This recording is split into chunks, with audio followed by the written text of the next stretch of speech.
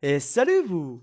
Si vous avez cliqué sur cette vidéo, c'est parce que vous voulez acheter Black Desert Online et vous voulez savoir s'il vaut le jus en 2023. Et ce auquel cas je vous dirais de l'essayer vous-même, mais seulement une fois en pleine connaissance de ce qui va suivre dans cette vidéo. Après, c'est peut-être aussi parce que vous voulez savoir ce que le bon vieux Sank a encore à dire sur Black Desert Online. Trêve de bavardage, parlons des points positifs et négatifs de BDO. Et juste au cas où, j'ai pas fait le tri des points négatifs et points positifs, ils arrivent au hasard.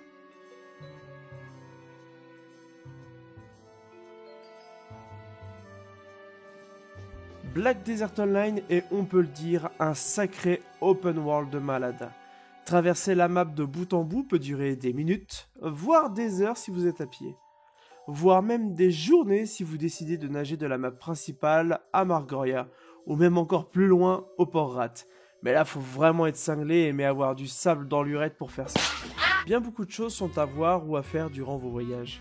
Et rien n'est laissé au hasard, ni les PNJ à qui parler, ni les connaissances à obtenir pour bénéficier de points d'énergie qui sont ultra importants pour plein et diverses choses. La variété de monstres ou de créatures à chasser, les chevaux sauvages à capturer, le commerce de ville en ville à faire, le PVP sauvage, tout ça réuni, ça fait un écosystème de fou pour un open world réussi. Rien ne se ressemble, tout est différent suivant les régions que vous faites. De très beaux screens sont en perspective avec la beauté de l'océan. Des montagnes, des vallées, des plaines, des champs de fleurs, de calphéons, aux champs de neige des terres du sud. Tout est bon à voir et à revoir sur le long terme.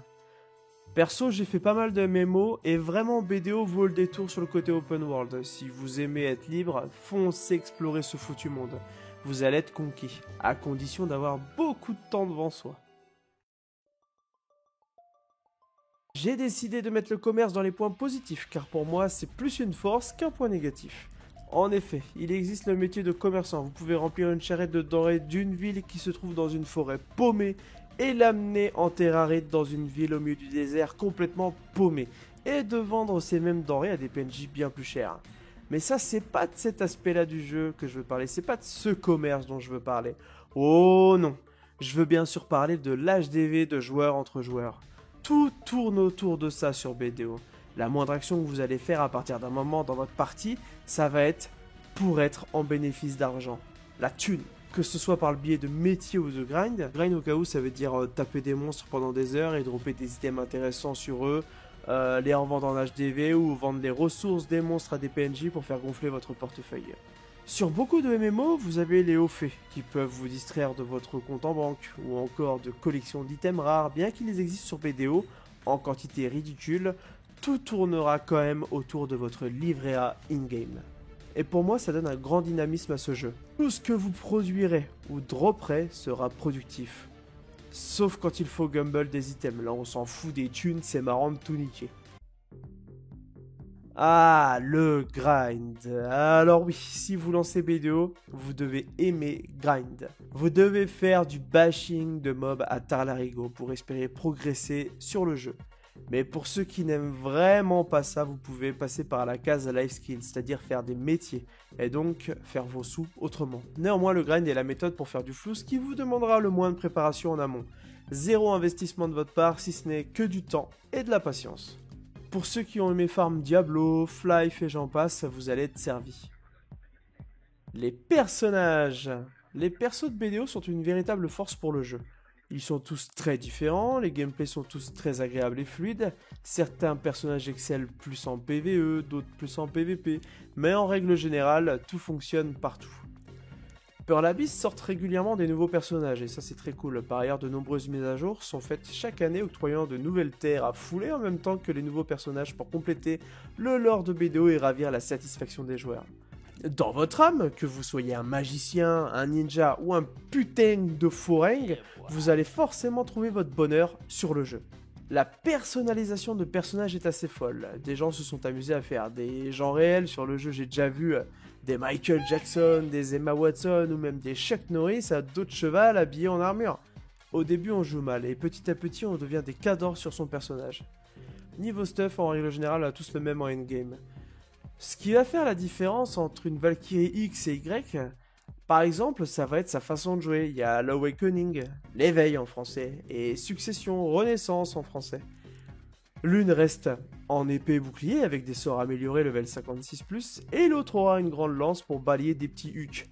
Ça crée des gameplays différents sur chaque personnage.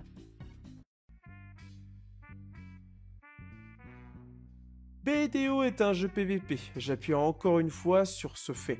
C'est un jeu PVP, et ça ne fait aucun doute. Certaines personnes vous diront « Oui, mais moi je fais du life skill et je tape jamais personne et ça me va comme ça ». Ouais, sauf que 98% des life skillers font les métiers du jeu pour avoir de l'argent, pour s'acheter du stuff, pour aller faire du PVP. C'est une réalité. Les 2% restants papillonnent tranquillement dans le RP de faire un métier sur un MMO PVP. Et c'est tant mieux hein, pour eux, s'ils y trouvent leur compte. On est tous là pour s'amuser. Je vous renvoie à cette vidéo en haut à droite si vous voulez en savoir plus sur pourquoi BDO est un jeu PVP. Là je m'égare, c'est relou. Reprenons depuis le début. Le PVP, oui, c'est une bonne chose, ça anime le jeu et ça donne un sens au jeu. Mais encore faudrait-il qu'il fonctionne correctement. Le PVP c'est bien, mais celui de BDO est catastrophique. Rien ne fonctionne. Ni l'équilibrage des personnages, ni les serveurs, ni le fait qu'il faut une machine à 3000 € pour faire tourner BDO à 300 FPS, pour jouer correctement son Warrior sur du graphisme potato en ayant débrayé sa Nvidia et mis son jeu en plein écran et retiré le triage automatique de son inventaire pour pas perdre le FPS qui va te permettre de faire tel ou tel combo. En 2023, faire des magouilles aussi gros sur un aussi gros jeu pour pouvoir taper des gens, je trouve que c'est une dinguerie. On se croirait sur S4 League. Show me your S4! Je vous laisse me donner votre avis en commentaire si vous voulez en discuter. Perso, j'ai pas touché au PVP depuis 2021, peut-être que ça a évolué, mais j'en doute. Ah, les quêtes sur BDO ont été refaites récemment. C'est vraiment stylé. On va enfin pouvoir comprendre sans erreur de traduction ou bug d'animation ou même de sujets qui n'ont rien à voir avec la trame principale. Finiment peur la bise pour ce trave. Eh non mon con, c'est toujours la même chose sauf que maintenant vous êtes obligé de vous taper des scènes de merde entières où vous voyez votre personnage sans vie s'agiter dans tous les sens. Bah oui, parce que c'est des grosses scènes importantes que de voir son personnage parler avec le chef du village pendant un quart d'heure. Faut surtout pas skip cette scène, sinon vous comprenez rien à l'histoire. Il vous apprend à acheter des tomates au PNJ, c'est quand même super important pour le déroulement du jeu, non?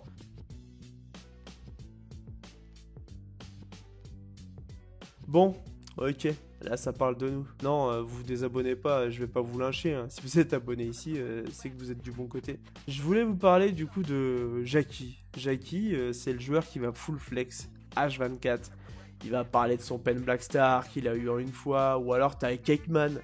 Lui, il va mentir sur sa RNG pour flex le fait qu'il ait de la chance sans raison, tu sais même pas pourquoi il fait ça. Ces créateurs de contenu sur Twitch ou sur YouTube avec leurs 100 viewers à 70% d'AFK drop qui vont déblatérer des conneries à longueur de journée à des nouveaux joueurs, ou tenter de lancer des dramas pour des singeries parce qu'ils se font insulter d'abrutis rapido en toute simplicité, je trouve que ça en dit long.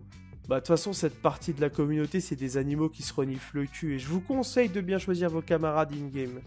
Bien sûr que ça ne représente que 20% de la communauté mais malheureusement c'est toujours les plus cons qu'on entend le plus. Un peu comme les lascars en fond de classe que vous avez en 6ème là, ils étaient 5 maxi mais c'était eux un peu les porte-parole de la classe, vous voyez ce que je veux dire? Après bien sûr il y a des super bons créateurs de contenu sur ce jeu en France, hein. Je parle pas de tous évidemment. Je préfère le dire parce que sinon je vais me faire péter dans les commentaires, ça serait dommage de pas se couvrir un peu. Bon bah voilà, je crois bien que j'ai fini avec cette vidéo, j'ai pas parlé d'enchantement et de RNG vu que tout s'achète en HDV maintenant, il n'y a plus de raison de se plaindre de ce format coréen. De mon côté, j'ai repris vidéo tranquillement dans une petite île pépère, je suis bien. J'ai même fait une Dracania en saison, c'est cool. Je pense sortir un peu plus de vidéos cette année comparé à la précédente où j'ai dû sortir 3 vidéos. On va essayer de finir le travail qu'on a commencé. Par contre, j'en vois venir, c'est mort, je termine pas les vidéos sur le lore de BDO.